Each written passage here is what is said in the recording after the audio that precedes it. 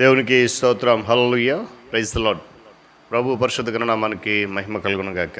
క్రీస్తునందు ప్రియులారా, దేవుడు తన మహాకృపను బట్టి మరొక నూతన ఉదయకాల సమయం, ప్రాముఖ్యంగా 9వ మాసములో చివరి దినం కదా, నెల అయిపోయింది ఈరోజుతోటి. ఎంత అద్భుతంగా దేవుడు నెల అంతా మనం నడిపించాడు. అందుని బట్టి ఆయన ఉన్నతమైన నామమునకి ఘనత, మహిమ, ప్రభావం కలుగును గాక. క్రీస్తునందు ప్రియులైన దైవజనులు, స్నేహితులు, విశ్వాసులు, సహోదరి సహోదరులు, ఈ కార్యక్రమాన్ని వీక్షిస్తున్న ఆత్మీయ జనాంగం అంతటికీ మన రక్షకుడైన యేసుక్రీస్తు వారి ఉన్నతమైన నామంలో ఉదయకాలపు శుభములు మరియు వందనాలు తెలియజేస్తూ ఉన్నాను. మీరందరూ బాగున్నారు కదండి? చాలా సంతోషం. రండి, ఈ దినం కూడా మిమ్మల్ని ప్రేమతో నేను ఆహ్వానిస్తూ ఉంటున్నాను. అనుదిన అభివృద్ధి ఉదయకాలపు ధ్యానం అనేటువంటి ఆధ్యాత్మిక కార్యక్రమం నాతో పాటు పాలిబాక్సులే వాక్యాన్ని ధ్యానించి దైవాశీర్వాదం పొందాలని మనం చేస్తూ, మీ దగ్గర బైబిల్స్ ఉంటే తెరచి చూడండి. లేని పక్షాన చదివే మాట విని గ్రహించి వాక్యదానంలో పాలిబాక్సులకు కమ్మని మనం చేస్తూ నేటి దిన ధ్యానవాక్యంగా 91వ సంకీర్తన 12వ వచనాన్ని చదువుతా ఉన్నాను. నీ పాదములకు రాయి తగులకుండా వారు నిన్ను తమ చేతుల మీద ఎత్తిపట్టుకొందురు. దేవుడు తన పరిశుద్ధ లేఖన మాట మన కొరకు దీవించును కాక. తలలోంచి కన్ను మూసుకుంది. ప్రార్థన. మహాగణుడ, మహోన్నతుడ, సమస్త సృష్టికి మూలమైనటువంటి వాడ, మీకు వందనాలు. 9వ మాసములో ప్రారంభ దినము నుండి చివరి దినం వరకు నీ రెక్కల చాటున మాకు ఇచ్చిన భద్రత, క్షేమం కొరకు స్తోత్రాలు. నీ అమూల్యమైన కృప మాటలు కృమరిస్తున్నందుకు వందనాలు చెల్లిస్తున్నాను. ఈ దినం కూడా నీ మాటలు చేత బలపరిచి నూతన మాసంలోకి వెళ్ళబోతున్న మాకు నాయన నీ వాక్యం ద్వారా బలమును, ధైర్యాన్ని దయచేసి కృపలు భద్రపరచండి. ఘనత మీరు పొందండి. యేసు నామమున అడుగుతున్నాను తండ్రి, ఆమేన్. చాలా సంతోషం పిల్లరా. మరి 9వ మాసంలో చివరి దినం కదా, చాలా అద్భుతంగా దేవుడు నడిపించాడు. ఎన్నో ఆటంకాలు, ఇబ్బందుల మధ్యన ఇదేమైనా ఈ ఆధ్యాత్మిక కార్యక్రమం మరలా ఈ ఉదయకాల సమయంలో దేవుని ఆరాధించే ధన్యత దేవుడు మనకి ఇచ్చాడు. చదవబడి వాక్యభాగం అందరికీ చాలా సుపరిచితమైన మాట. ఏమండి, ఇక్కడ వ్రాయబడిన మాట, కీర్తనకారుడు పలుకుతున్న మాట ఏంటంటే దేవదూతలు అనే మాట పైన ఉపయోగించబడింది. ఆయన నిన్ను గూర్చి తన దూతలకు ఆజ్ఞాపించిన అంటాడు. ఇక్కడ ఆ దూతలు అనేటువంటి వాడు, దూతలు అని పిలువబడే వారికి అనుక్షణం మనము కృతజ్ఞతలు చెప్పాలి. చూడండి, మొదటి యోహాను పత్రిక 4:4 అంటాడు, మీలో ఉన్నవాడు లోకంలో ఉన్నవాడి కంటే గొప్పవాడని. ఆ మాట తరచుగా మనము చదువుతూ ఉంటాం, వల్లిస్తూ ఉంటాం. కానీ దేవదూతలు కూడా ఈ లోకంలో ఉన్నటువంటి పైశాచిక శక్తుల కంటే అధికమైన బలము, శక్తి గలవారు అనేటువంటి సత్యాన్ని చాలా అరుదుగా గ్రహిస్తూ ఉంటాం. కీర్తనకారుడు చెప్తున్నట్లుగా దేవుడు తన బిడ్డలమైన మనందరి కొరకు తన దూతలకు ఆజ్ఞాపిస్తాడు. ఎప్పటికప్పుడు ఆయన తన దూతలను ఆజ్ఞాపిస్తాడు మన కొరకు అనే సత్యాన్ని మనం మర్చిపోవద్దు. దేవదూతల గురించి అధ్యయనం చేయడానికి ఐచ్ఛిక విషయము అనేటువంటి విషయాన్ని అనేక మంది క్రైస్తవులు అనుకుంటూ ఉంటారు. దేవదూతలు మనతో సంబంధ బాంధవ్యాన్ని ఎలా కలిగి ఉన్నారో మనం గమనించాలి. మనము క్రొత్తగా జన్మించినప్పుడు భక్తుల యొక్క సాధారణ సభలోనికి మాత్రమే కాదు, కానీ వేవేల కొలది దేవదూతల యొద్దకును వచ్చి ఉన్నామని చెప్పబడింది హెబ్రీ రాసిన పత్రికలో. మారు మనసు పొందు ఒక్క పాప విషయమై దేవదూతలు ఉల్లాసంగా ఉత్సాహవంతులు అవుతారని చెప్పి వాక్యం కూడా జ్ఞాపకం చేస్తారు. వారు ప్రతి సువార్త కార్యక్రమంలో చాలా ఆతురతతో, ఆసక్తితో వీక్షిస్తూ ఉంటారు. సర్వశక్తిమంతుడైనటువంటి వారిని ఆరాధించడంలో మనతో కలిసి వారు పాలుభాగస్తులు అవుతారు. హల్లెలూయా, గట్టిగా. వారు సంఘ క్రమశిక్షణ గురించి అక్కర కలిగి ఏమని ఉండడానికి వారు ఉంటారు.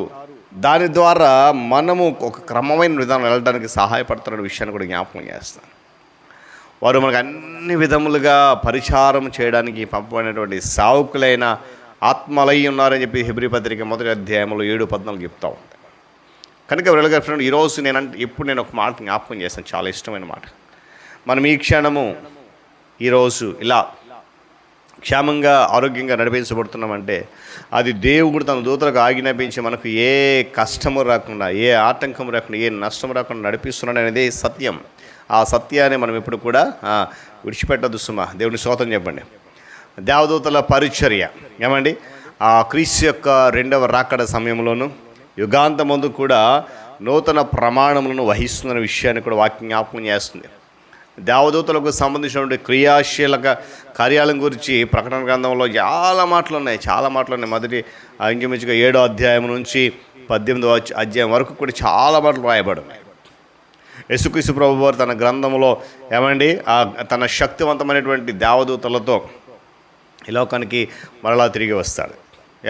గమనించాలి, దేవదూతలు ఆయన యొక్క రాకడ సమయంలో వార్తను తెలియజేశాయి. మరియమ్మకు వచ్చి గొల్లలకు చెప్పాయి, జ్ఞానులకు చెప్పింది, మరియమ్మకు చెప్పింది, యోసేపు దగ్గరికి వచ్చింది. ఇలా చాలా ఆ సందర్భాల్లో క్రీస్తు రాకడ గురించి అద్భుతాన్ని చెప్పారు. తిరిగి మరలా ఆయన వచ్చేటప్పుడు ఆయనతో పాటు దూతలకు కూడా దిగి వస్తారు. దేవుని స్తోత్రం చెప్పండి కదా, హల్లెలూయా. అదే ప్రధాన శబ్దముతో ఆర్భాటమును ఆయన దిగి వచ్చిన వాక్యం జ్ఞాపకం చేస్తుంది. యుగ సమాప్తమందు అంతిమ కోటాను అంతిమ కోత ఏదైతే ఉందో దేవదూతలకు వస్తారట. గమనించాలి, ఆయన పరలోకమును దిగి వచ్చుటను ప్రధానతో గొప్ప శబ్దంతో ప్రకటిస్తాడట.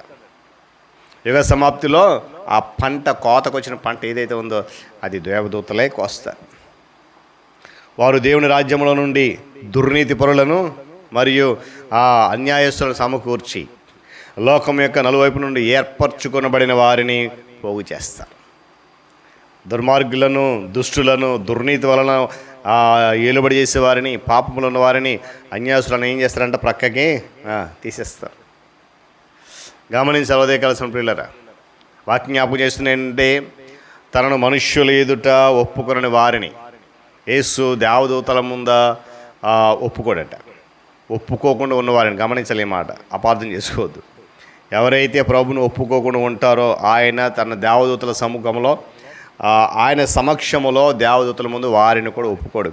ఎవరైతే తమను ఒప్పుకుంటారో ఎవరైతే తనను ఒప్పుకుంటారో ఆయన బహిరంగంగా అక్కడ ఒప్పుకుంటాడు. ఎవరైతే మనుషులు ఎదుట ఒప్పుకోరో వారిని ఆయన అక్కడ ఒప్పుకోడు. లోక స్తోత్రం చెప్తున్న మాటలు. కనుక ఉదయకాల సమయంలో మనందరం కూడా దేవుని మహాకృప చేత దూతల యొక్క కావలిలో, అందుకే మాట మనం వెళ్తున్నప్పుడు ఏంటంటే మన పాదములకు రాయి కూడా తగలకుండా తమ చేతుల మీద ఎత్తిపడి నడిపిస్తారట దూతలు. దేవదూతలు పిల్లరా మన పట్ల చేసేటువంటి అనేక విషయాలు కంటికి కనపడవు, గ్రహింపుగా అందవు. దేవదూతలు ఎన్నడూ వారి ఘనతను చాటుకోలేదు కూడా.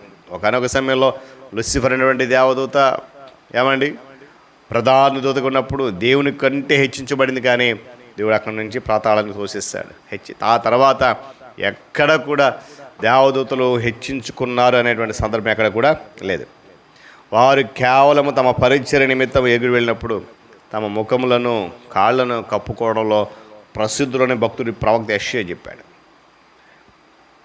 వారు మనలను వారి వైపునకు ఆకర్షించరంట. ఆకర్షించరు. గత దినాన్ని చెప్పాం, మన మనుషులను ఆకర్షించబడతాం. దేవదూతలు మనలను తమ వైపుకి ఎప్పుడు కూడా ఆకర్షించరు.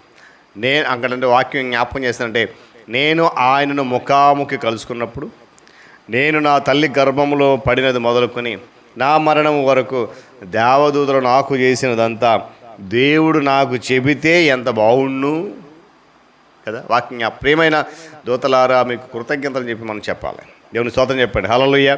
విమోచించబడినటువంటి యెహము ఆ గానములతో వెళ్ళి విరియాలి. దాని పాపపు మరకల యుగములు గతించిపోవాలి. దాని వాంఛ ప్రభువా ఎంతకాలము, ఇంకెంతకాలము. కనుక ఉదయకాల సమయంలో దూతలు మనం వెంబడి ఉన్నారని, వారు మనల్ని అనుక్షణము కాపాడుతున్నారని, అనుదినము మనను క్షేమంగా నడిపిస్తున్నారని, ముందును వెనకని ఆవరించి భద్రత ఇస్తున్నారని గ్రహించి దూతలకు ఎల్లప్పుడూ కూడా కృతజ్ఞత చెల్లించవలసిన వారమై ఉంటున్నాం. కనుక అలాంటి ఆ గ్రహింపు సత్యముతో పరిశుద్ధాత్మ దేవుడు మనల్ని నడిపించును కాక. తలలోంచి కన్ను మూసుకుందాం. ప్రార్థన. ప్రేమ నమ్మకం కలిగిన తండ్రి స్తోత్రాలు.